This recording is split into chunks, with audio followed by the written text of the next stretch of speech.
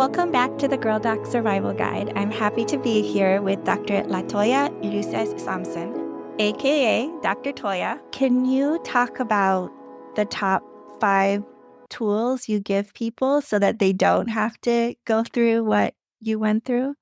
Oh, top 5. Let's see. The number one is to really think about where the ideas you have about motherhood come from, and then decide, does this make sense for my current life? Does it really make sense for a physician who is a mother? It could only be what your definition is, not mine. A lot of people think that I want everybody to live my life. I really don't. I want you to live yours in alignment with your values. It has to start with you and your husband if you are married and what is right for your family. Starting with re-examining that and moving forward, because tools I can give. But if your definition of a good mom is, I must do all the things, I must be at every event, I must cook all the meals, then you're not really going to be receptive to anything else. Not only can you not do it all alone, you were never supposed to. That is a lie.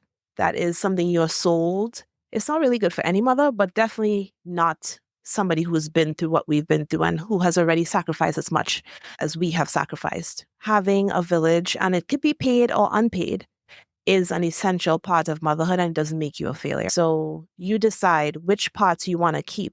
The saying that I love is that you can delegate the work and keep the connection. You can delegate the work of motherhood and keep the connection with your children. So if that means cooking for your family is something you love and makes you feel full and whole, then do that. But if you're like me and you hate cooking, then get somebody else to do it. Outsourcing, I'm very heavy on it. And usually getting support with childcare is where I focus, so much so that at one point people thought that I worked for all-pay agencies. I'm like, no, I don't. Just as physicians, it is one of the best forms of childcare because of the flexibility, the hours, and the cost. Get the support where you can. The other one is to really focus on your marriage.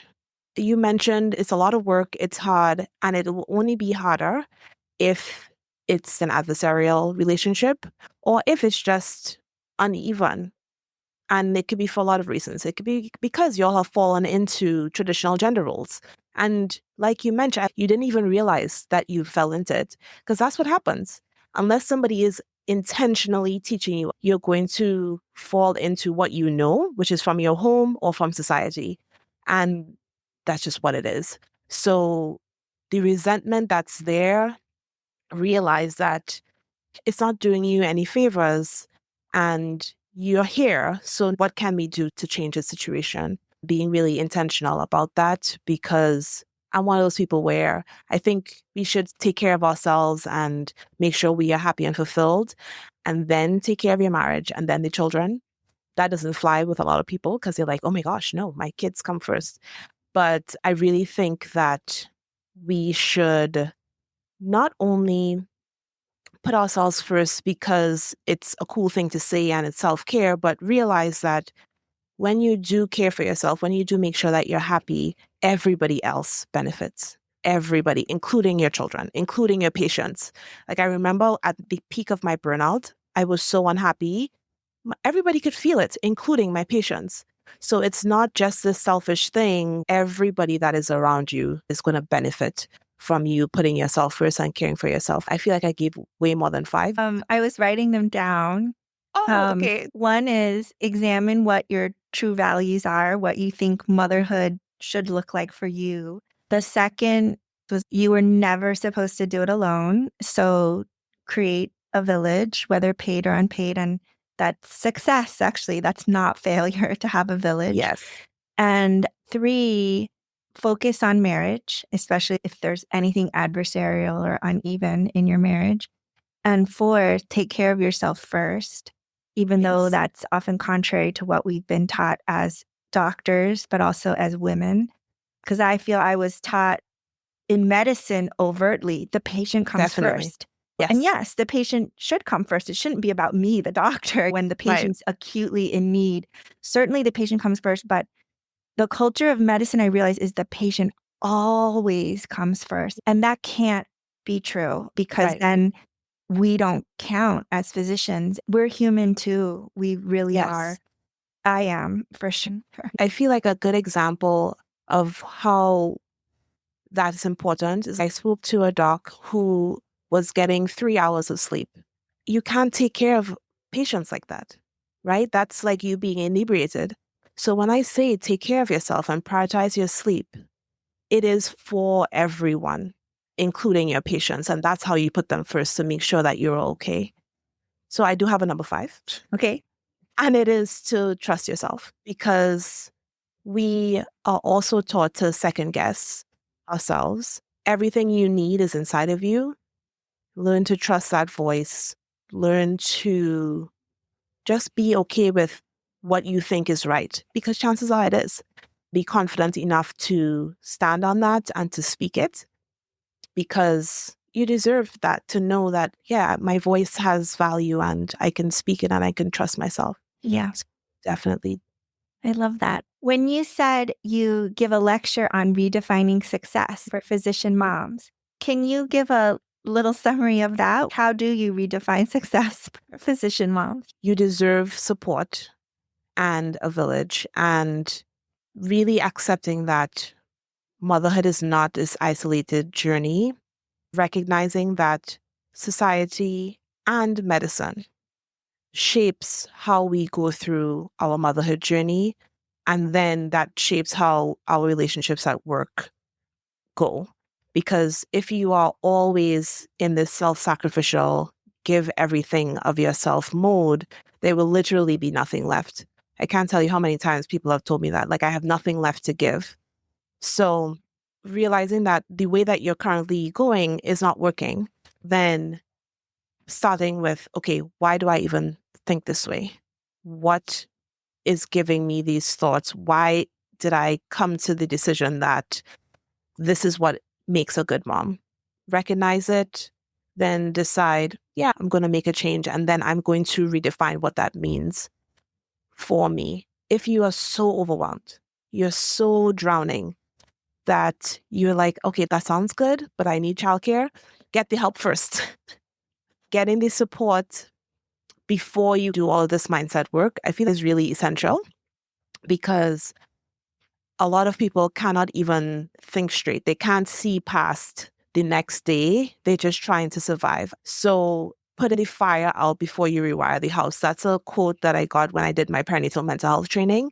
If somebody is in a psychological crisis, deal with the crisis first and then worry about going back and figuring out why this happened and all of that. Getting the immediate support is essential. That's why I talk so much about childcare, and why I talk so much about marriage as well, because a lot of the outsourcing can come right from the home. Recognizing that you may have some part to play in why you're not getting the support. Is it that your husband would help if you would let him? Is it that the perfectionism that causes us to be good doctors is causing problems at home and robbing you of the support that is right in front of you? There are a lot of different ways that we can break out of that cycle and say, okay, for me, a good mom, I'll give my example, is one that homeschools her son, is going to start homeschooling her daughter, and has an au pair that works full time and does all the activities and all this stuff. She also cooks for them because I don't cook, and has a housekeeper and outsources every single thing that is not loving my children and educating them. And that's what a good mom looks like to me, because I sat down and I realized I can't do it all. And when I tried, I ended up wanting to leave my kids. So really, if I don't like how I am right now, if I don't like how I'm feeling, if I'm not happy, what needs to change? And am I ready to make the change? Because that's the biggest thing. You have to be ready. I love it. You've given your example. It sounds like your values in a successful motherhood is educating your kids. So you're homeschooling them. In terms of, you were never supposed to do it alone. You have plenty of help for all the things you don't want to do, like cooking. And you're still very connected to your kids. In terms of focusing on your marriage, you guys did that with your trip to Cabo. There's no easy fix, I think you're also saying. And take care of yourself first. You already mentioned it just starts with sleeping enough. Because I think the culture of medicine is people brag about when they haven't slept in 2 days. It's, wow, you're a great doctor because you haven't slept in 2 days. Because you haven't slept in 2 days, your cognitive function is not going Right. to be as good. Like you said, it's like being drunk when we lose sleep. And then trust yourself. You have 2 coaches that also help Yes. you. Coaching mentor literally changed my life. I don't generally mention this, but my coaching mentor is actually also my relationship coach. So we have this very unique relationship at this point. We've been working together for 2 years. She is a relationship coach and she's been a physician coach way before it was a thing. So we worked together to grow my skills as a coach. And then my husband and I were like, oh, we need relationship coaching. And that's what she does. So we had a thing with her and then we went back to the mentorship. I have always had that support. And to me, coaching is another level of support for my village because my personal growth is very important to me and my husband. So that's one other way that I can expedite and outsource, right? Because you can do personal growth on your own, but if you have a coach, it's a lot faster. I wanted to talk about something you mentioned with the culture of medicine and the bragging about being sleep deprived and pushing through. That's what residency teaches us. One of the goals of residency is to teach you to ignore your body, to ignore your health, to ignore any pain. How long can you hold your bladder while you're doing surgery and all of these things? People believe that is necessary for us to be good doctors. Those doctors haven't all retired yet. So it is something we have to actively work against because it's not just society, it is medicine as well. Yes, absolutely. Sad to say, this is only something I realized in the last, I would say, 2 or 3 years, how much the toxic culture of medicine has really influenced me in my life. It's not all bad in the sense that it's pushed me to achieve a lot of things that maybe I wouldn't have had I been like, I'm going to prioritize sleeping or a hobby. The culture of medicine is one thing, and then there's the capitalism of medicine. We are not the reasons that hospitals are going under and they can't hire more people, but we are the face of it. Everybody's being funneled into limited resources, into limited residency spots. And I'm smart, sure, but it doesn't take a whole lot to figure out that we need more residency spots to then get doctors. So that's on the one end. And then the other end, to stop the burnout, to stop the people from leaving. And that's really focusing on physician well-being and not just, oh, let's have a wellness pizza party. Let's go do some yoga and ignoring the system that we're in. So I work on that side, right? Making sure that people can have sustainable careers because most of my clients are still working and their goal is to be a doctor and be sustainable and make it and not have to leave because they're burnt out. The hospital systems need to shift the focus, or maybe they already do. And that's where the whole capitalist thing comes in. But yeah, I won't go too much more into that. I fully agree with you. Right? Also, doctors are more likely to have fertility problems. It's another sacrifice that we are meant to make for medicine. For the people that are like, okay, I'm not going to wait, we then don't support them. If you're a resident, you only get 6 weeks, you may not be able to graduate on time. And if you're out, there are people who still get fired just for taking time off for maternity leave, just for being a parent. That's another sacrifice that we are asked to make, to delay fertility and hope that you won't have any problems. I don't think we are as far along with supporting physician parents as we think.